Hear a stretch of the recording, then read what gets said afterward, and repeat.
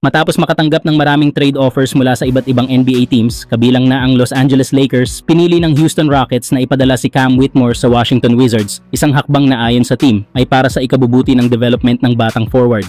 Hindi basta-basta nagdesisyon ang Rockets, lalo na't ilang contenders gaya ng Lakers ang seryosong nagtangkang kunin si Whitmore. Ngunit ayon sa ulat, mas pinahalagahan ng Houston ang long-term growth ni Whitmore kaysa sa kapalit na assets, kaya't hindi ito itinulak sa mas competitive na environment kung saan baka maipit lang siya sa bench. Si Whitmore na may edad na 20 years old pa lang ay minsang binansagan bilang isa sa mga pinaka-promising young players ng Rockets. Sa kabila ng kanyang edad, nagpakita siya ng explosiveness, scoring instincts, at elite athleticism, mga katangian na nagbunsod ng excitement sa Houston fanbase. Gayunpaman, naging hadlang sa kanyang pag-usbong ang crowded rotation ng Rockets kung saan halos wala siyang makuhang consistent na minuto.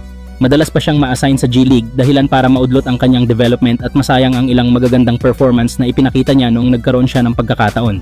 Sa trade na naganap, 2 second-round picks lang ang ibinigay ng Wizards kapalit ni Whitmore.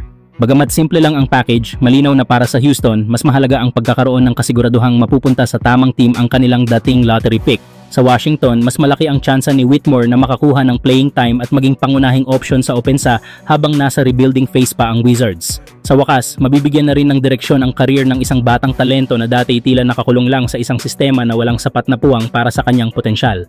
Samantala, Michael Porter Jr. na opisyal ng bahagi ng Brooklyn Nets ay may tila patama sa kanyang dating team na Denver.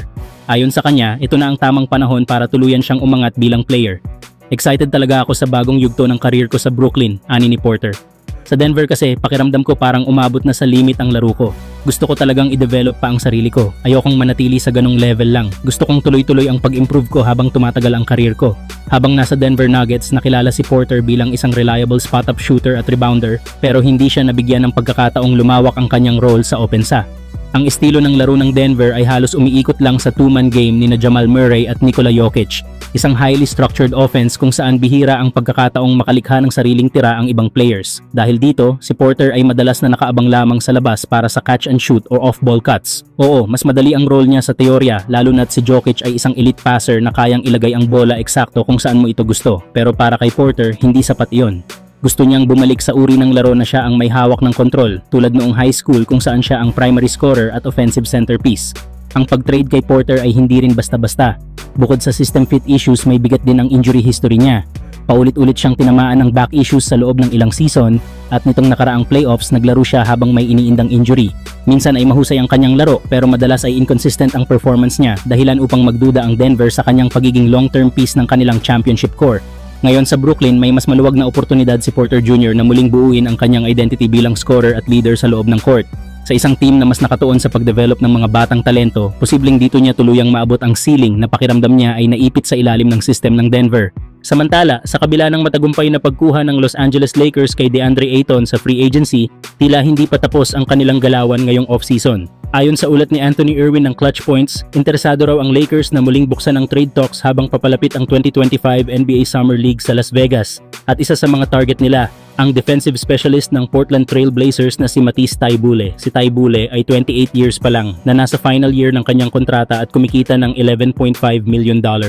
Ayon sa mga insider, matagal nang kinokonsidera ng Lakers ang posibilidad na makuha ang Australian wing defender, lalo na't matindi ang pangangailangan nila para sa perimeter stopper sa tabi ni LeBron James at Luka Doncic.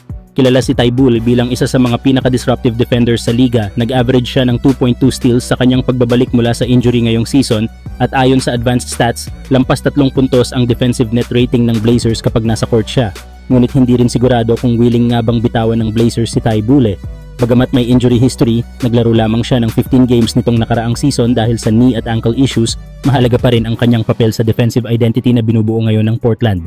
Sa pagdating ni Drew Holiday at ng mga versatile defenders tulad ni Toumani Camara at Denny Avdija, si Thybulle ay bahagi ng isang depensibong core na posibleng maging bangungot para sa kahit sinong kalaban.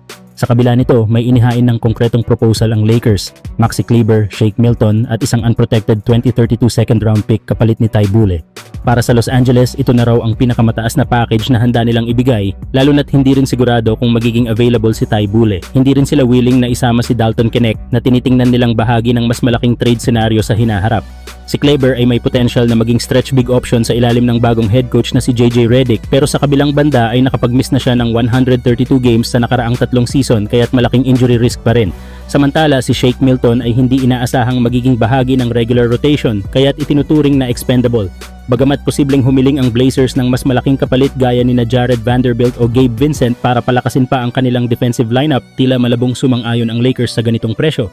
Para sa LA, sapat na si Ty Bule bilang kapalit para palitan si Dorian Finney-Smith at kung hindi papayag ang Portland sa kanilang alok, handa silang magpatuloy sa ibang direksyon nang hindi isinugal ang core rotation nila para sa isang role player. Kayo mga idol, sa tingin nyo ba sulit ang trade package ng Lakers para makuha si Matisse Thybulle? Dapat ba nilang ituloy ito o maghanap na lang ng ibang defensive stopper?